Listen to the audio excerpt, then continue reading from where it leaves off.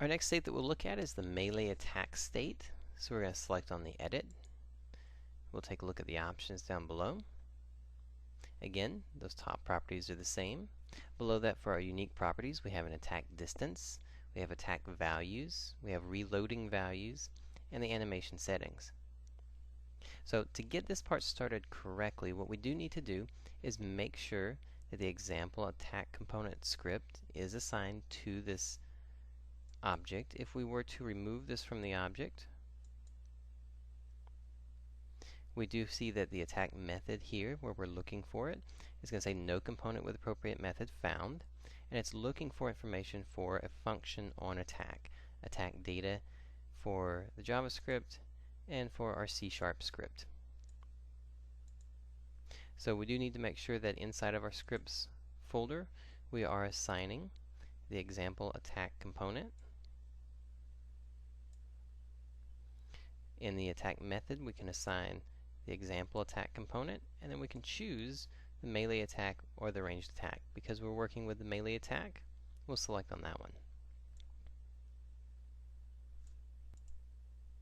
So how does this one work? What we want to do, we want to go ahead and set it up so that we're looking for an object, just like before with the follow. It's looking for an object that is tagged in the player tags, so we're looking for the player. The attack distances, this is to say how close and how far are we allowed to attack. So a minimum distance of, let's say, for melee, let's say it's about a 0.5. For the max distance for the melee, let's say we're at about a 1.5. The attack values, how quickly do we attack, so we can set the attack speed. How much damage does this do to the opponent, so we can set how much. We'll leave it at the 10. Below that we have reloading values, how quickly does it reload. If it has a reload limit, how often it can be used. We can set the reload limit. Below that we have animation settings. If we have a reload animation, we can set what that reload animation is. If we have an attack animation, we can set that attack animation here and actually check on we'll do our melee.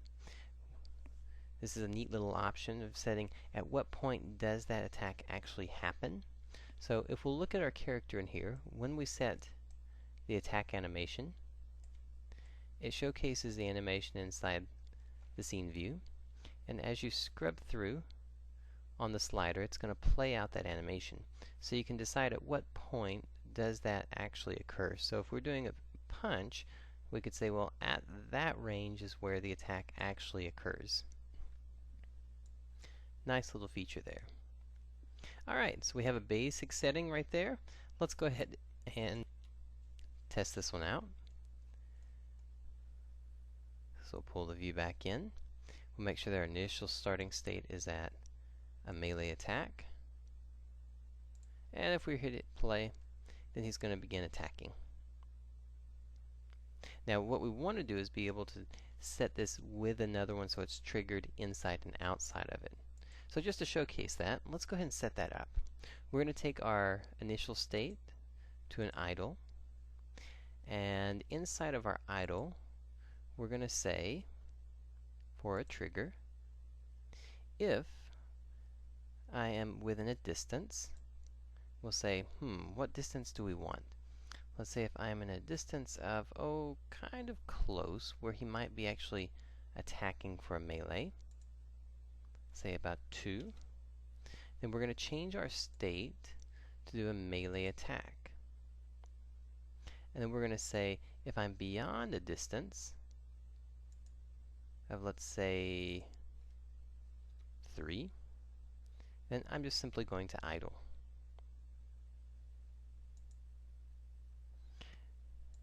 And then the last thing that we want to do is test it out and see what happens. So we're just going to be idling. If I move in, I set the trigger, I start to punch. Now what we need to do is set on the actual melee attack. We need to make sure that when I'm beyond a distance, that I set it to something else. Right now he's still in that state waiting for a trigger to happen. So we'll go into our melee attack. We'll set our trigger.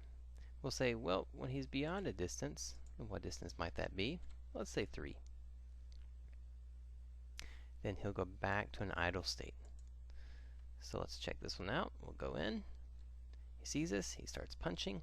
Ow, ow, ow. We move back out past a point, and he starts to idle. We try to sneak in on him, but he sees us. He gets us.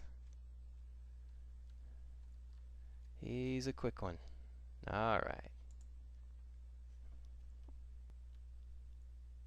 So those are the basics for our melee attack. They do set us up for the minimum and maximum distance that we're allowed to attack, and then the attack values. We'll go ahead and end it here, and we'll look at the melee attack range next.